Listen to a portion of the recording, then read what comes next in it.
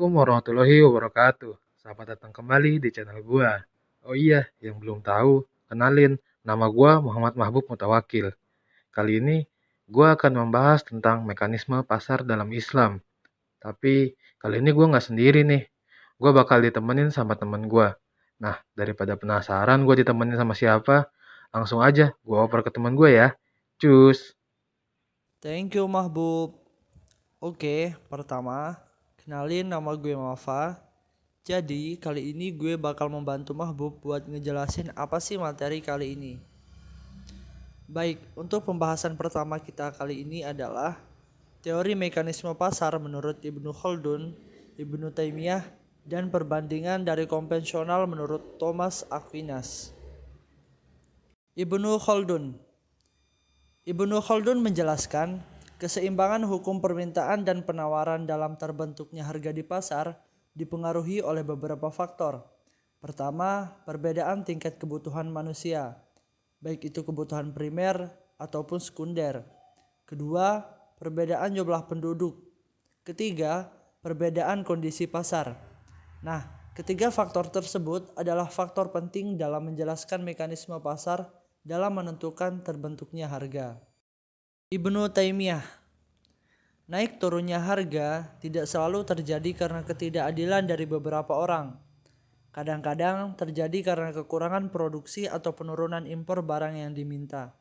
Dengan demikian, jika keinginan pembelian barang mengalami peningkatan, sedang ketersediaan barang merosot, maka harga akan naik. Di sisi lain, jika ketersediaan barang bertambah sedang permintaan turun, maka harga akan turun. Kelangkaan atau kelimpahan ini mungkin tidak disebabkan oleh tindakan dari beberapa orang, yang mungkin karena suatu alasan berlaku tidak adil, atau kadang-kadang mungkin ada yang menyebabkan hal yang mengundang ketidakadilan. Allah lah yang maha kuasa yang menciptakan keinginan dalam hati manusia. Thomas Aquinas sangat berdosa mempraktekkan penipuan terhadap tujuan penjualan sesuatu melebihi dari harga yang adil, karena itu sama dengan mencurangi tetangganya agar menderita kerugian.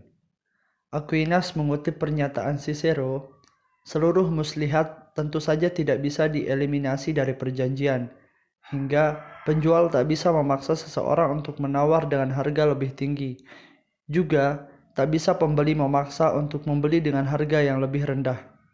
Ia juga menyatakan, harga yang adil itu akan menjadi salah satu hal yang tak hanya dimasukkan dalam perhitungan nilai barang yang dijual, juga bisa mendatangkan kerugian bagi penjual. Dan juga, suatu barang bisa dibolehkan secara hukum dijual lebih tinggi ketimbang nilainya sendiri, meskipun nilainya tak lebih dibanding harga dari pemiliknya. Nah, selanjutnya itu ada materi tentang intervensi pasar. Intervensi pasar menurut Kamus Besar Bahasa Indonesia adalah campur tangan dalam perselisihan antara dua pihak, orang, golongan, negara, dan sebagainya. Pasar adalah sebuah mekanisme pertukaran barang dan jasa yang alamiah dan telah berlangsung sejak peradaban awal manusia. Islam menempatkan pasar pada kedudukan yang penting dalam perekonomian. Intervensi pasar telah dilakukan di zaman Rasulullah dan Khulafaur Rasyidin. Saat itu, harga gandum di Madinah naik, maka pemerintah melakukan impor gandum dari Mesir. Market intervention menjadi sangat penting dalam menjamin penggandaan barang kebutuhan pokok. Dalam keadaan kekurangan barang kebutuhan pokok, pemerintah dapat memaksa pedagang yang menahan barangnya untuk menjual barangnya ke pasar. Bila daya beli masyarakat lemah, pemerintah pun dapat membeli barang kebutuhan pokok tersebut dengan uang dari Baitul Mal, untuk selanjutnya menjual dengan tangguh bayar seperti yang telah dilakukan oleh Umar radhiyallahu anhu. Bila harta yang ada di Baitul Mal tidak mencukupi, pemerintah dapat meminta si kaya untuk menambah kontribusinya. Dalam keadaan ini, nilai uang yang tidak berubah, kenaikan harga atau penurunan harga semata-mata ditentukan oleh kekuatan penawaran dan permintaan. Bila banyak makanan daripada yang diperlukan di suatu kota, maka harga makanan murah, demikian juga sebaliknya. Market intervention tidak selalu diartikan pemerintah menambah jumlah ketersediaan barang. Ia juga berarti menjamin kelancaran perdagangan antar kota.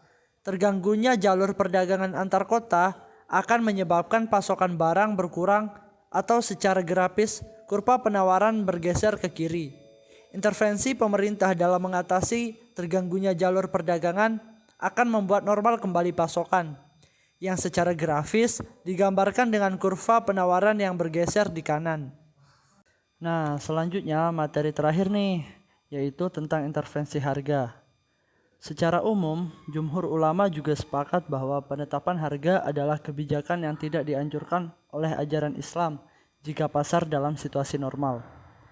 Intervensi harga yang dikenal lazim ada dua, yaitu penerapan harga di atas harga pasar, floor price, dan penetapan harga di bawah harga pasar, selling price. Penetapan harga di atas harga pasar, floor price, dilakukan untuk melindungi produsen dari harga yang terlalu rendah sehingga tidak memperoleh margin keuntungan yang memadai, bahkan merugi.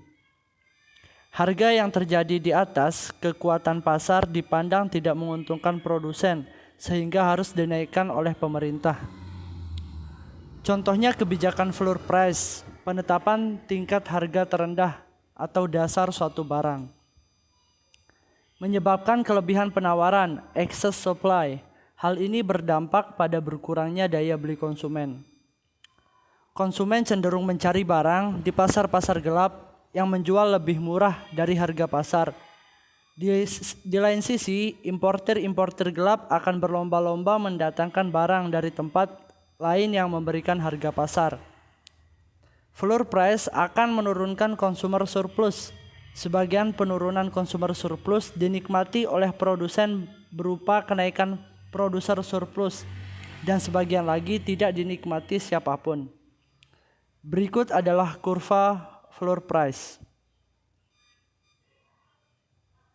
Nah, terakhir nih guys, masih sama tentang intervensi harga. Tapi bedanya itu adalah yang ini penetapan harga di bawah harga pasar. Penetapan harga di bawah harga pasar, selling price, untuk melindungi konsumen dari harga yang terlalu tinggi. Akan terjadi kelebihan penawaran, excess demand, yang berdampak produsen lebih memilih melepas barangnya di pasar gelap dengan di atas harga pasar. Contoh kebijakan selling price yakni memberikan batasan tertinggi harga dari suatu barang, di mana harga di bawah harga pasar. Menurunkan producer surplus, sebagian dinikmati oleh konsumen berupa consumer surplus dan sebagian lainnya tidak dapat dinikmati oleh siapapun. Berikut adalah kurva selling price. Nah, mungkin untuk pembahasan kali ini itu doang yang bisa gue sampein. Kalau ada salah kata gue mohon maaf. Gue balikin lagi ke Mahbub. Terima kasih Mafa buat pemaparannya. Semoga apa yang disampaikan oleh teman gua tadi bisa menambah ilmu untuk kita semua dan bisa diterapkan dalam kehidupan sehari-hari, sehingga bisa bermanfaat baik untuk diri kita maupun orang lain. Amin. Oke, kalau gitu sampai sini aja dulu video kita kali ini. Gua dan Mafa cabut, sampai bertemu di lain kesempatan. Assalamualaikum warahmatullahi wabarakatuh.